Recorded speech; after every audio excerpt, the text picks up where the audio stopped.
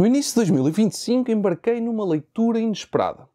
Durante o Fórum Fantástico de 2024 ganhei um exemplar de Mickey 7, um livro que na altura me era desconhecido, mas ao perceber que Mickey 17, o novo filme de Bong Joon-ho, era baseado nesta obra, decidi então mergulhar na história antes da estreia.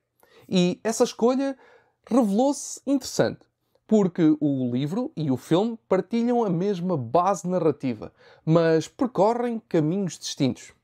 A premissa continua a ser a de um dispensável, um ser humano clonado que pode morrer e ser recriado com memórias intactas. Mas a forma como esta ideia se desenvolve altera significativamente entre os dois formatos.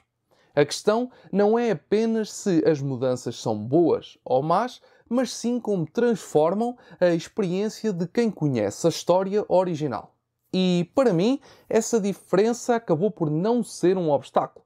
Pelo contrário, até tornou o filme ainda mais interessante. Uma das alterações mais notáveis entre o livro e o filme está na caracterização dos personagens.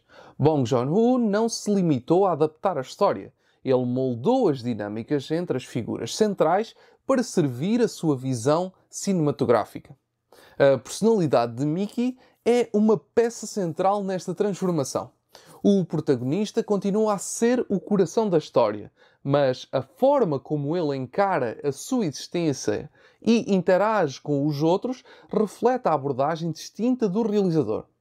Se no livro a jornada é mais centrada numa perspectiva interior e existencialista, no filme Mickey ganha um novo ritmo e energia, o que o torna um condutor mais ativo nos temas que o realizador quer explorar. As relações entre os personagens também se transformam. As dinâmicas interpessoais são construídas para refletir diferentes visões sobre o valor da vida, a exploração do indivíduo e até o papel da autoridade dentro da colónia. Algumas figuras assumem contornos mais políticos e satíricos, enquanto outros se tornam peças-chave para ampliar o impacto emocional da narrativa. Pequenas mudanças nos diálogos, no tom e até na forma como interagem com Mickey alteram a maneira como percebemos o enredo. Estas escolhas fazem com que o filme se distancie da estrutura do livro, mas sem perder a sua essência. A história continua a explorar temas como identidade, sacrifício e o que significa ser humano, mas falo com um enquadramento mais focado no coletivo e menos no individual. Quando uma adaptação altera elementos da obra original, é inevitável questionar se isso melhora ou prejudica a experiência. No caso de Mickey 17, não é uma questão de gostar ou não das mudanças, até porque o realizador é bastante bom, mas sim de perceber como elas afetam a forma como nos envolvemos com a narrativa. Enquanto eu lia Mickey 7, senti-me imerso num mundo de ficção científica que se desenvolvia a partir dos dilemas do protagonista. Já no filme, a experiência foi diferente. Mais dinâmica, mais carregada de subtexto e com uma estrutura que coloca em primeiro plano a crítica social e política que Bong Joon-ho queria destacar. Essa mudança de abordagem não torna o filme propriamente superior ou inferior ao livro, apenas diferente. Em vez de seguir os mesmos passos, Mickey 17 reinventa a forma como a história é contada, adaptando-a para um meio cinematográfico e para a visão do realizador. O que faz com que Mickey 17 funcione é exatamente aquilo que distingue Bong Joon-ho como cineasta: a capacidade de equilibrar entretenimento e crítica social de uma forma que mantém o público envolvido até ao fim.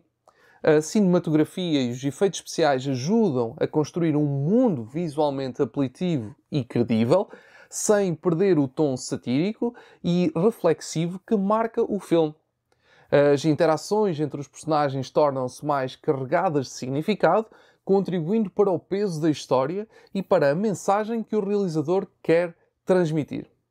Mesmo para quem lê o livro, a experiência de ver Mickey 17 não é apenas uma repetição daquilo que já conhece, mas uma nova interpretação da mesma ideia.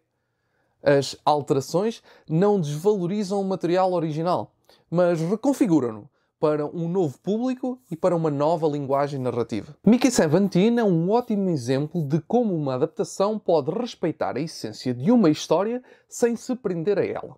Bong Joon-ho transforma a premissa do livro numa experiência cinematográfica única que diverte enquanto faz pensar.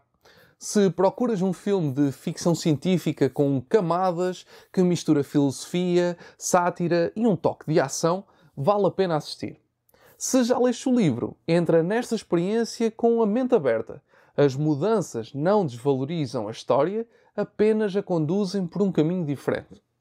E no final, fica a pergunta: será que uma vida clonada continua a ser uma vida?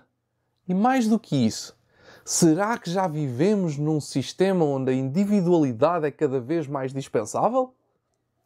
A minha nota para Mickey 17 é um 8 em 10.